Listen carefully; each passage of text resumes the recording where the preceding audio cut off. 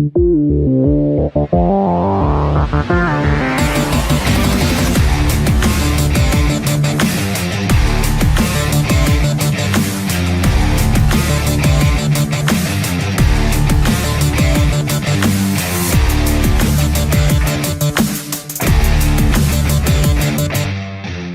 Slikrok Productions, and I want to take a minute and talk about this universal build. So we built this car with a couple of things in mind.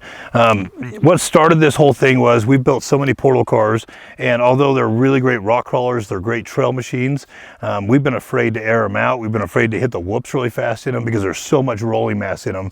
And so we kind of steered ourselves in another direction. We wanted to build portal cars that would take a lot of abuse. One that we could take to the dunes, we could air it out, we could hit the whoops at 60 miles an hour, something that would take anything we could throw at it, and we could just switch tires and have a universal platform. I wanted to be able to put paddle tires on a vehicle and take it to the dunes, put rock tires on it, put mud tires on it, go trail ride, whatever I want to do, one car. That's been the goal, and the big part about this is we wanted to be budget friendly. We can all spend 20 or 30 grand and build a really tough car, but that doesn't work for everybody out there. It doesn't work for us. We've spent a lot of time and a lot of money over the years building these cars, and I think we have the perfect formula for something that falls inside of a budget and is reliable, it's quality, and it does exactly what you want it to do. It's truly a universal car. So I want to take a minute and go over every part that we put on this car, why we did it, what our expectations were, and exactly what it costs. So we chose SuperATV to do this project with, and there's many reasons why. Number one, their stuff is quality. Number two, they have really good warranty. Number three, almost everything is usually always in stock. They're really good about that. The availability of it is really good. And the other big reason is budget. These guys are less money than most of the competitors out there, and their stuff holds up. And all you guys who watch our videos know what we put these cars through. We're not easy on them. I've ran a lot of their parts, and they are really good about, you know, stuff with us specifically. If I find a weak point in something, they don't question us. They don't be like, oh, you're wrong, or oh, you did this. They're really good about wanting to be the best out there, and they take input from guys like us, and they make their parts better. And anytime you have a company who is willing to improve and listen to their customer base and alter their products for the needs of the consumer out there, that is a really big deal to me. So we chose SuperATV to go through this. Like I said, this was a budget build in mind, but I wanted it really tough. And all these parts we've tested on many vehicles, and this just came together really well.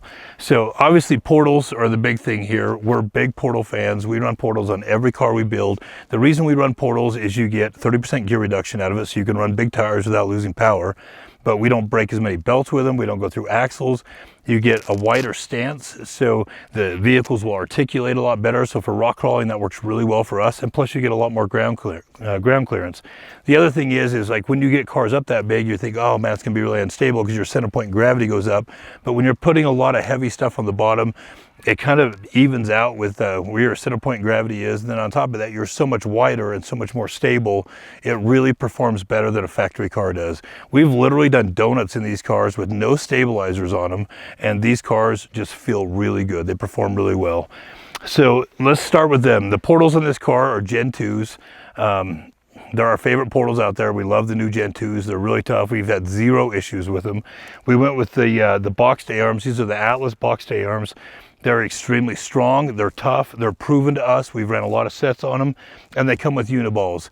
There's a big argument back there between uniballs and ball joints. We like both of them. We like upgraded ball joints. I don't care for factory ball joints, but uniballs are very tough. This thing not only has portals on it, but for the last quite a while, I've been running 2-inch spacers as well. So this thing is 6 inches wider than stock. No uniball problems. We haven't had uniball problems in any of our vehicles. So most of this stuff, as long as you pay attention when you're putting it together, follow the instructions, do proper maintenance, and you'll have zero problems with them. Now these boxed A-arms on SuperATV site says it doesn't come for the turbo raiser. These say they're for a 1000. They have little tabs that come on them. They're made for an aftermarket sway bar kit that SuperATV offers. If you cut that tab off of there, otherwise when your suspension compresses, it'll get up into your intercooler. Cut the tabs off, you won't have any problems with them. And make sure if you're ordering for a turbo, get the bushing kit for a turbo. They come with the 1000 bushing kits, but get the bushing kit for a turbo. They fit right on. These are for 1000, they're on a turbo. Kind of makes the case for me. So the other thing here is the frame reinforcement plate. So when you put really heavy A-arms on and you hit something with those A-arms, it isn't going to hurt the A-arm, it's going to rip the frame tab off. SuperATV offers a frame reinforcement plate. You put that on with it and it strengthens the frame so you're not pulling tabs off of it. We went with Rhino 2.0 axles. We're going to do the front of this car first, then go to the back. But Rhino 2.0 axles, they're tough axles. They have a great warranty. We've ran a ton of them. They are our favorite axle that we run out there. And then the other thing is tie rod ends. Get a good set of tie rod ends. When you have this much rolling mass, you need a good set of tie rod ends. You don't want to be breaking them, folding them. Brakes and steering are the two most important things when you're building suspension. Those need to be right. So that's what we've done to the front of this car. We've done boxed A-arms, Rhino axles, frame reinforcement plate, tie rod ends, and of course portals. Let's move to the back. So on the back of this car, obviously we went with Gen 2 portals. We went with Rhino axles. The trailing arms are SuperATV's box trailing arm. These are extremely heavy duty. They're very tough. We really like those trailing arms. We've run quite a few sets of them. And then the radius rods here, these are 70-75 billet aluminum and they retail for $200. And that is not a mistake. They retail for $200. They have really good heims on them. That is a really good bang for the buck. So the rear of this car, that's all the components we put on it. Box trailing arms, Rhino axles, portals, and radius rods. And that completes the backside of this. So every part that we just highlighted in this vehicle is suspension driven. So the portals, the A-arms, the trailing arms, everything we talked about is making the undercarriage of this car so it will take a beating. So this car has literally been 15 feet in the air. We've G'd this car out. It's taken the whoops at over 60 miles an hour. You know, it rock crawls, it articulates. We put some videos out on that already. We have some more coming in the future, but this thing really works and it is budget friendly. Our whole goal on this was to make it affordable. So obviously we've done a few other things to this car. A cage to us is just safety. Anybody who drives aggressively, whether you do or you don't, that should be in your budget no matter what.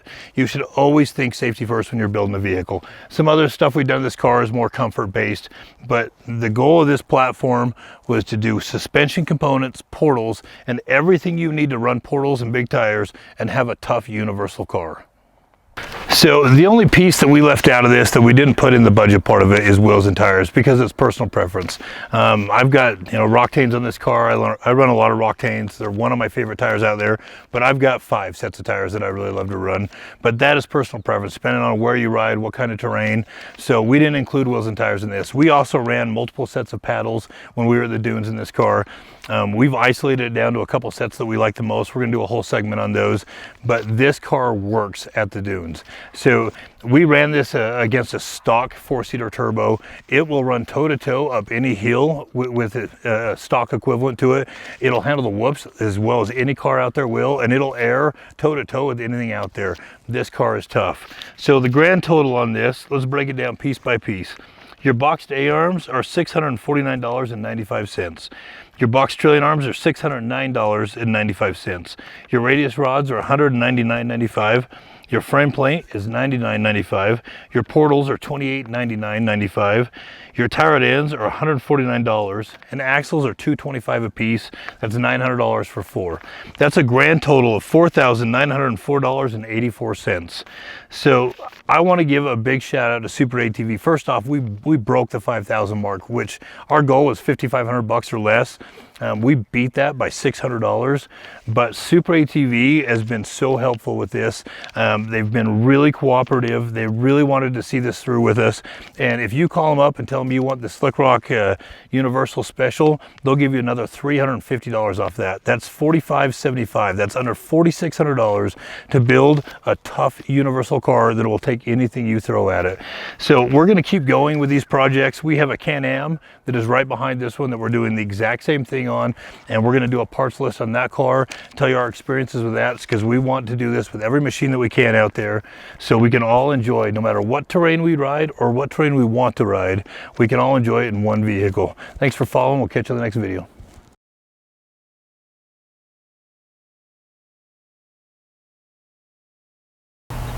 I can tell you have something on your mind. Just kind of, I don't know, man. I mean, let's put a little perspective in this. We usually spend 5 G's on a wrap and stereo. I mean, seriously. I mean, we've been doing this for quite a while, so I mean, like the realness of it, but that is a complete suspension system with portals. Like one badass car that will take anything you throw at it for what we used to spend on a wrap and a freaking stereo system. That is cool. It kind of blows your mind a little. It does. That's pretty badass, man. Yeah.